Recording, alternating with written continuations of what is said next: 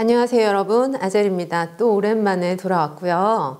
그동안 잘 지내셨는지 궁금도 하고, 그리고 새해가 이제 구정까지 지났기 때문에 정말 새해 아니겠습니까?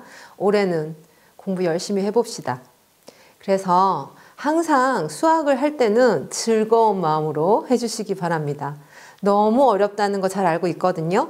그렇지만 모든 것은 마음먹기에 달려 있습니다. 수학 어차피 해야 되잖아요. 그러면 재밌게 하는 수밖에 없겠죠.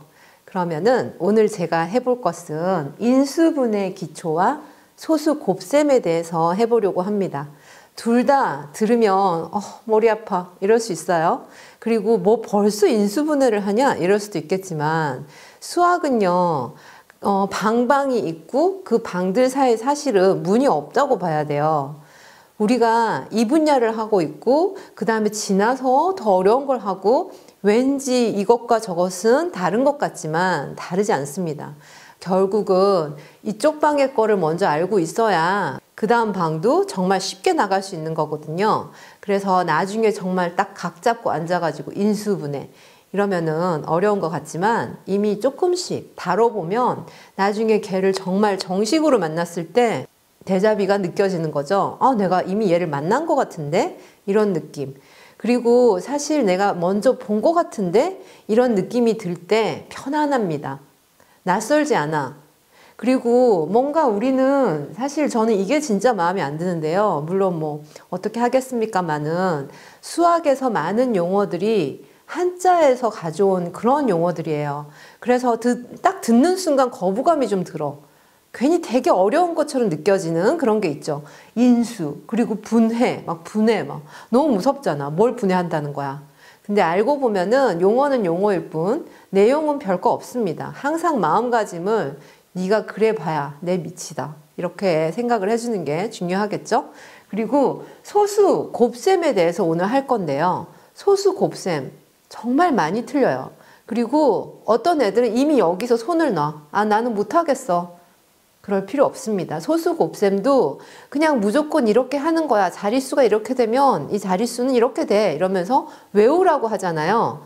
이해가 안 가기 때문에 외워지지 않아. 그리고 이해가 안 가기 때문에 이게 왜 그렇게 되는 거지? 항상 의구심을 가지게 된단 말이죠. 뭔가 의심스러우면 마음을 활짝 열지 못합니다. 그 의심을 없애고 나면 진짜 간단해요. 그래서 오늘 이 두 가지 빠르게 한번 나가보도록 하겠습니다.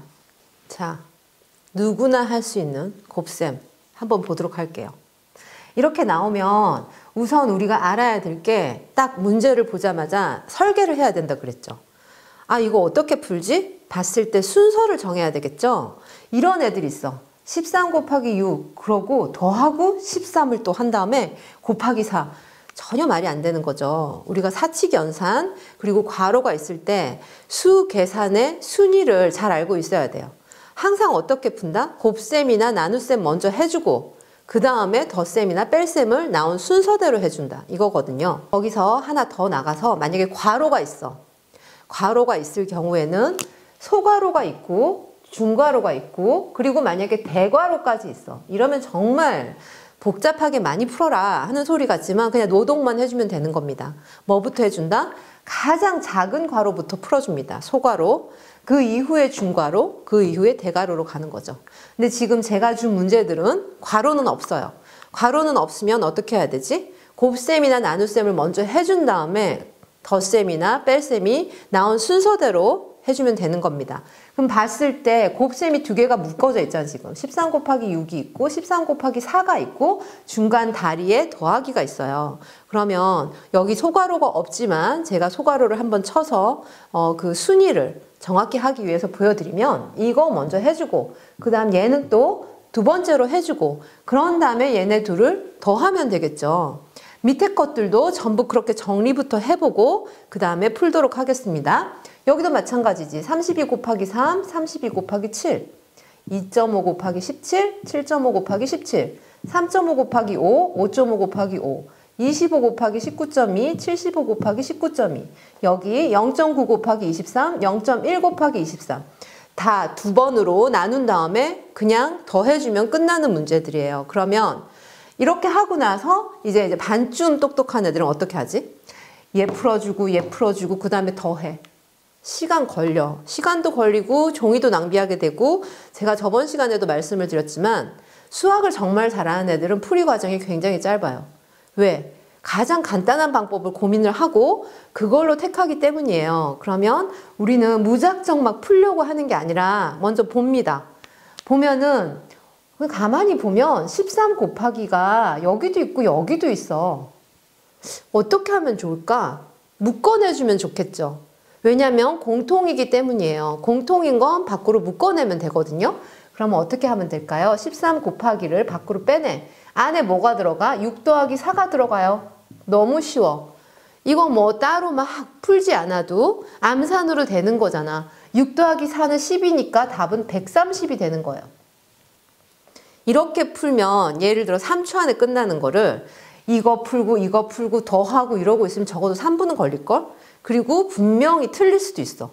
그래서 항상 간단하면서 실수가 없는 방법을 찾아내도록 노력을 해야 됩니다. 두 번째 것도 마찬가지겠죠, 이제. 그러면 32 곱하기가 공통으로 묶어져 나올 수 있지. 그러고 3 더하기 7. 3 더하기 7은 10이니까 320이야. 끝! 이런 경우는 더 꿀입니다. 내가 2.5 곱하기 17, 7.5 곱하기 17 그냥 하기도 전에 진 빠져요. 근데 그럴 필요가 없겠죠. 역시나. 왜? 뒤에 곱하기 17. 얘를 밖으로 묶어내. 곱하기 17. 안쪽에 뭐가 들어가지? 2.5 더하기 7.5 이렇게 해주면 되겠죠. 그럼 얘는 또 10이잖아? 그럼 답은 170이다. 너무 간단하잖아요. 이것도 뭘 묶어내지? 곱하기 5, 곱하기 5. 자, 이거는 굳이 쓰지 맙시다. 우리 전부 암산으로 해볼까요? 3.5 더하기 5.5를 하면 9가 되죠. 9 곱하기 5니까 45. 간단하게 끝나는 거죠. 밑도 마찬가지. 25, 75 곱하기가 뒤에 똑같아. 19.2. 그러면 19.2를 묶어내고요. 안쪽에 앞에 2를 더해주는 거잖아. 25 더하기 75, 100. 답은 뭐가 되죠? 1920이 되는 겁니다. 여기 0.9가 있고 0.1이 있는데 뒤에 곱하기 23은 똑같아. 그러니까 0.9 더하기 0.1 묶어내고요. 곱하기 23. 하면 여기는 1이죠. 1 곱하기 23이니까 23. 이렇게 나오는 거죠. 우리가 수학도 마찬가지고 저는 프로그래머도 했었거든요. 프로그래머들도 똑같은 문제를 풀기 위해서 코딩을 하라 그러면 다 다르게 가. 진짜 답답한 사람이 이렇게 길게 코딩을 짜놓는 거예요. 뭐 물론 컴퓨터가 일하는 거겠지만 컴퓨터라고 그렇게 일 많이 하는 거 좋겠습니까? 정말 잘 짜는 사람은 이쪽 사람이 30줄 동안 짜놓은 거를 3줄 안에 끝내요. 로직만 찾아내면 그렇게 쉽게 갈 수 있습니다. 그러면 다음번 또 간단하게 하는 거 해볼 건데 지금 저희가 이렇게 묶어낸 거 있죠? 이게 바로 인수분해 기초입니다. 인수분해는 결국 공통을 잡아내는 거거든요. 그래서 요게 정말 원활하게 잘 되잖아? 그러면 나는 이제 드디어 수학 문제를 봤을 때 크게 보는 법을 알고 있구나. 이렇게 약간 자신감을 가져도 되는 거겠죠? 자, 이제 두 번째 유형으로 넘어가 보도록 할게요. 좀 전처럼 쭉 풀어서 나온 거를 이게 공통이네 잡아내는 거, 그게 만약에 첫 번째 유형이라고 한다면 두 번째 유형과 세 번째 유형도 한번 다뤄볼게요. 두 번째 유형은 25 곱하기 11을 해라. 아무 생각 없잖아? 그냥 25 곱하기 11 하면 돼요. 세로로 주르륵 써가지고. 시간이 남아도는 거겠죠. 그러면 그렇게 하면 안 되겠죠. 이제 첫 번째 유형을 알고 있으니까 거꾸로 갑니다. 어떻게 해주는 거지? 11을 10 더하기 1로 쪼개요. 그쵸? 그러면 어떻게 되는 거예요? 25 곱하기 10에다가 25 곱하기 1을 해주는 걸 더 해주는 거지 뭐.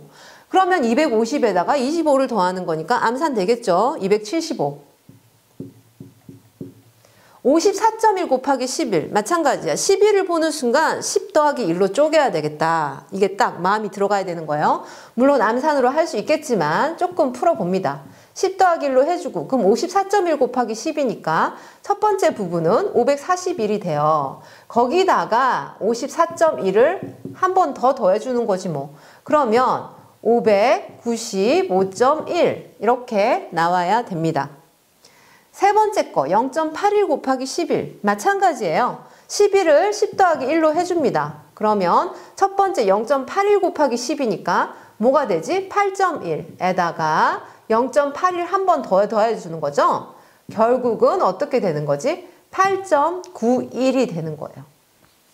자, 나머지 3개는 21을 곱하라고 했어요. 21도 마찬가지로 20 더하기 1로 쪼개줄 수 있는 거잖아요. 17 곱하기 21. 이건 어떻게 해주면 될까요? 20 더하기 1로 21을 쪼개줍니다.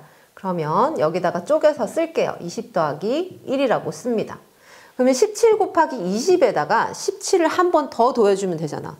17 곱하기 20을 할 수 있겠죠? 340에다가 17을 한 번 더 더해주는 거지. 그러면 결국 답은 357이 되는 거죠.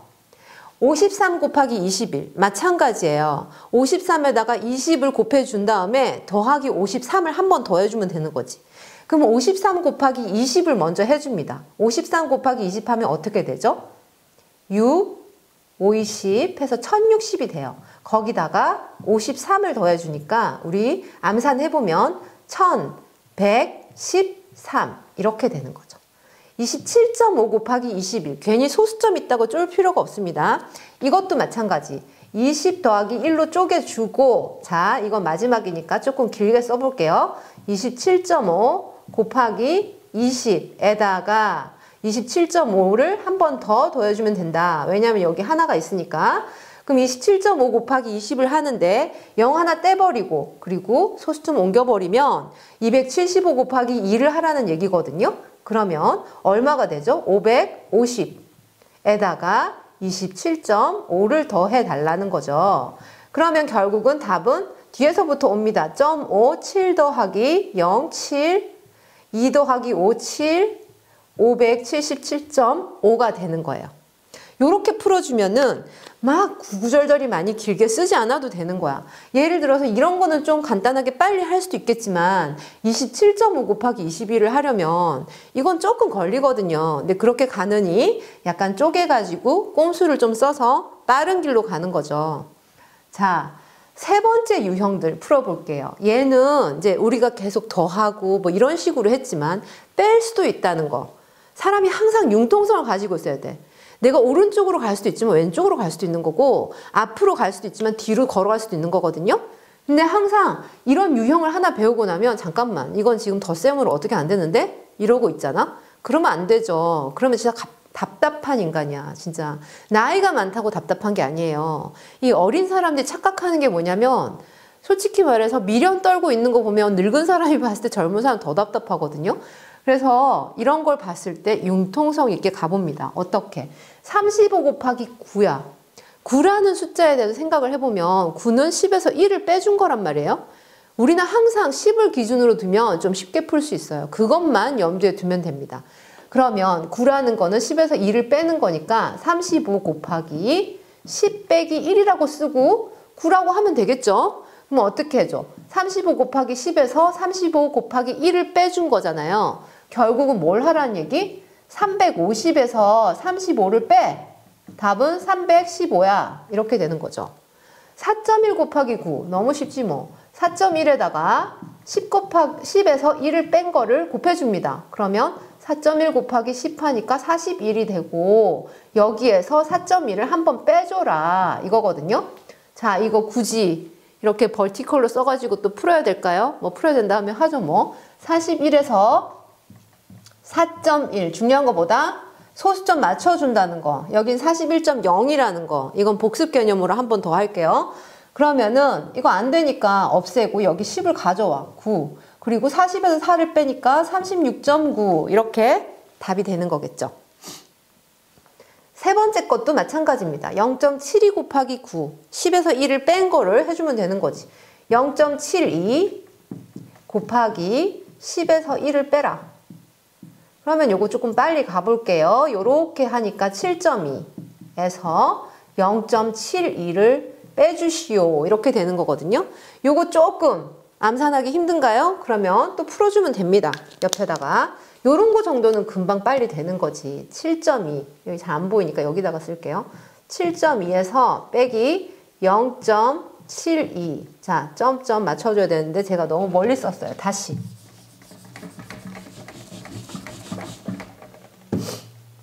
소수점을 항상 딱 맞춰줍니다. 7.2 빼기 0.72가 됐어요. 자, 여기 0인데 안 되지. 하나로 만들어버리고 10으로 데리고 와. 그러면 8. 1에서 7 또 안 돼. 여기서 또 데리고 오면 11에서 7을 빼니까 4. 6.48. 이게 답이 되는 거죠. 그래서 요 정도는 막 곱셈을 하고 있는 것보다는 낫다. 그런 얘기인 거죠. 62 곱하기 19, 20 빼기 1 또 넣어줘요. 그러면 62 곱하기 20에서 62를 빼주자. 이렇게 되죠? 62 곱하기 20은 어떻게 되죠? 1240입니다. 여기서 62를 빼요. 이것도 암산으로 해보죠. 뭐 8, 그 다음에 7, 1, 1, 1, 1, 7, 8 이렇게 답이 바로 나와야 되는 거예요. 34.5 곱하기 19 마지막이에요. 20에서 1을 빼. 그러면 34.5 곱하기 20에서 34.5 한번 빼주는 거다. 이렇게 되는 거죠. 자, 0 없애고 소수점 없애버릴게요. 345 곱하기 2를 하게 되니까 얼마? 690이야. 거기서 34.5를 빼. 암산해 볼게요. 0.5. 그리고 어떻게 되죠? 9에서 4를 빼니까 5. 그리고 8에서 3을 빼니까 5. 655.5 이렇게 되는 거죠. 이렇게 나왔다면 끝입니다. 그러면 다음번에는 저희가 다른 약간 응용된 문제 한번 풀어볼게요. 항상 이렇게 다 숫자로 주고 해봐 이러면은 너무 쉽지 뭐. 그냥 기계적으로 하면 되겠지만 그렇게만 해서 되는 게 아니겠죠. 그러면 응용 문제 가볼게요. 자, 다음 응용 문제로 넘어가기 전에 아주 간단하고 누구나 아는 것 같지만 또 누구나 다 알지는 못하는 계산순위 한번 짚고 넘어갈게요. 계산순위 때문에 답을 말도 안 되게 써가지고 놓치는 경우가 꽤 있어요. 자, 1.5 더하기 괄호 열고 2.5 곱하기 3이 있고요. 그리고 1.5 더하기 2.5를 괄호로 묶어준 다음에 곱하기 3이 있어요. 아예 수학을 너무 못하는 거야. 그러면 보자마자 똑같은 거 아니야? 이러고 있잖아. 절대 똑같은 게 아니죠. 그쵸? 그리고 여기 같은 경우는 만약에 괄호가 없어요. 괄호가 없어도 당연히 2.5 곱하기 3을 먼저 해야겠군. 알아야 된다고 그랬죠? 왜? 항상 사칙 연산에서 곱셈 나눗셈 먼저 하고 그 다음에 덧셈과 뺄셈 나오는 순서대로 따라가 주는 거거든요. 그래서 우리가 무슨 인터넷 같은 데 보면 약간 넌센스 퀴즈 같이 뭐 다음에 뭐 답을 구해라 이러면서 괄호 넣고 곱하기 넣고 막 이러면 사람들이 싸우고 있어. 왜 싸우는 거야? 수학은 문제가 있으면 답이 딱 하나예요. 그걸 싸우고 있다는 거는 뭔가 이렇게 기초를 제대로 못 배운 사람들이 세상에 그렇게 많다는 거잖아. 그러니까 우리가 배울 때 제대로 배워야 나중에 그렇게 막 완전 틀린 답을 가지고 내가 맞다고 막 소리 지르고 있는 그런 한심한 인터넷 관객이 되지 않는 겁니다. 자, 2.5 곱하기 3을 해주시면 7.5예요. 그쵸? 그 다음에 1.5 더하기 7.5 해주면 끝나는 거잖아요. 답은 9예요. 그리고 밑에 거를 보면 이거 완전 달라. 어떻게 다르지? 1.5 더하기 2.5를 먼저 해줘야 되는 거예요. 아무리 곱하기가 있지만 왜? 괄호가 곱하기를 이기기 때문이야. 1.5 더하기 2.5를 해주면 4거든요? 4 곱하기 3을 하니까 12. 답이 어떻죠? 완전 다르죠? 자, 이제 응용 문제로 넘어가 볼게요. 응용 문제. 제가 지금 자가 없이 그냥 그렸기 때문에 약간 좀 흔들렸지만 직사각형이라고 봐주도록 합니다. 직사각형이 있는데 가로가 6이고 세로가 4예요. 그러면서 문제가 뭐냐면 둘레를 구하시오. 자, 둘레는요 너무 쉽잖아요. 둘레는 얘 더하기 얘 더하기 얘 더하기 얘 이렇게 되는 거잖아. 근데 얘가 직사각형이란 조건을 줬어요. 그러면 어떻게 되는 거지? 마주보는 두 변이 같은 길이여야 하고 내 각이 전부 다 90도다. 이걸 갖추어야지만 직사각형이야. 그쵸? 근데 만약에 여기에서 네 변의 숫자가 다 똑같아. 그러면 정사각형이 되는 거다. 요 정도는 알고 있어야 되는 거죠? 그러면 우리가 둘레를 구할 때, 자, 제일 답답이들 어떻게 하고 있다? 첫 번째를 이렇게 보고서, 여기 있고 여기 있는데 얘네 둘이는 모르잖아. 이러고 있어. 걔는 직사각형을 모르잖아. 그러니까 어떻게 하는지 모르는 거죠. 자, 두 번째 답답이들은 어떻게 한다? 얘네는 직사각형이니까 가로끼리 세로끼리 같다는 거 정도는 알아. 그래서 어떻게 하고 있냐면 여기 4 쓰고 여기 6 쓰고 얘네들은 뭔가 되게 쓰는 걸 좋아해. 쓰고 되게 길게 만들고 그러면서 본인이 뿌듯해.